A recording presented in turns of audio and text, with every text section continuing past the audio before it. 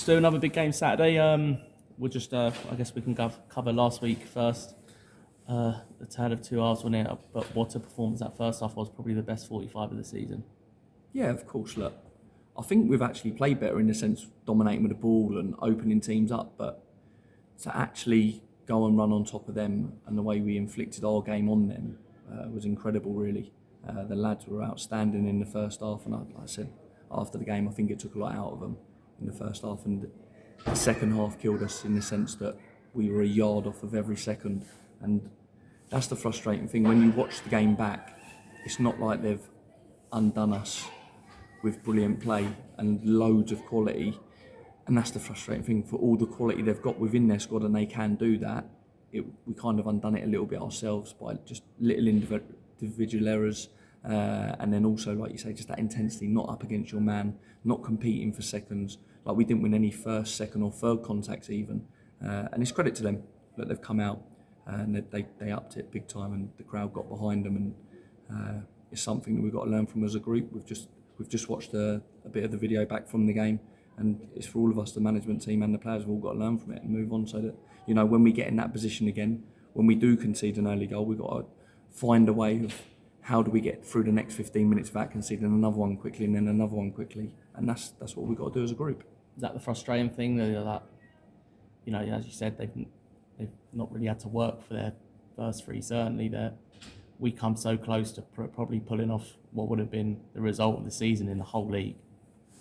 Oh yeah, of course it's frustrating. It's frustrating for the group. We've said it loads.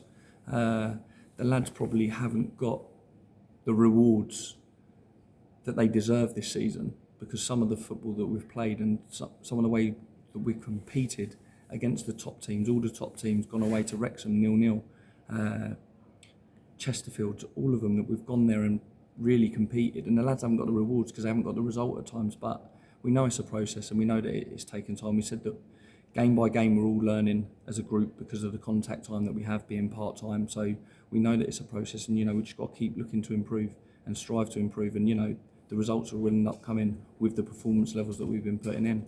Is this the best the side's been playing all season, do you think?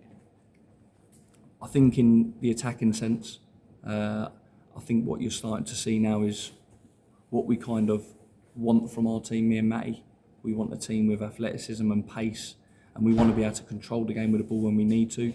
But when you have pace and people that can go 1v1 in wide areas, you don't need to get 5 or 6 extra passes in. And I know it was a frustration from the fans earlier in the season, but what you've got to understand is that when you don't have players that can go one-on-one with pace, you have to get an extra pass in because you're looking to create an overload. So without creating an overload, you don't get the area to cross the ball or get a shot off. But when you have players now like Claydon who can go 1v1 and beat you and take you a pace, it's probably 5 less passes because you get the ball to him, you work the ball to him, and he's 1v1. He's getting you a corner, he's getting you a throw, and he's getting you a shot on the goal. And that's how we want to play. And then going on to Bromley this weekend, it was a massive sort of battle down at their place, wasn't it, just before Christmas? Well, we had 10 men for a large period of the game, but clawed it back to 2-2, and then obviously a gutter of a last-minute goal for them to win the match. Are you expecting more of the same from them coming to our place?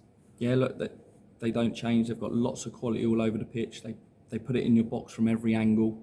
They're very good at it. They're in the league position they are for a reason. They're in and around the playoffs, pushing to get in.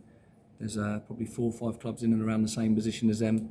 At one stage in the season, they could have gone top of the league. And this league's so hard to keep that up week in, week out. They've had to change over probably the last 3 or 4 weeks, probably due to injuries and stuff like that. But look, they're a top side, and it's a game that we're looking forward to. It's a game against Bromley that we haven't beaten them since we've been promoted into this division. We've drawn 2 and lost 2, and they've all been close games. And down there this season especially, I think we went 1-0 up, and then Coops has a ball cleared off the line. We needed to get that second goal to really put the pressure on because they're just a threat from every angle. And then they've done really well in the Cup this year. They've got a trophy semi next week. Do you think that might be a distraction for them, with players thinking, oh, you know, I want to get injured, I might have got a game at Wembley I could get? I think from an outsider, you think like that, but I think every time you cross that white line, you give everything, and I think they've got a squad of players that do that. I think this is just the relentless league. If you look at the results that they've been on the wrong end of, they're all tight games.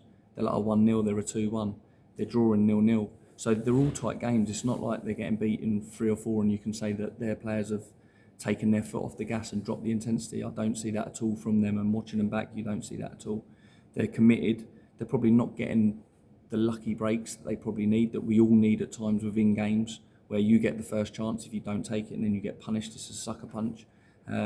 So I don't think that is an issue for them. Look, it's a lovely headache for him to have, to be having a semi-final coming up and be competing from the playoffs, and it's credit to them as a football club that they've put themselves in that position. And then going ahead to the squad, we know Charles, he is away on international duty with Grenada, and we congratulate him. How is the rest of the squad shaping up for Saturday's game? Yeah, we're pretty much full strength to pick from.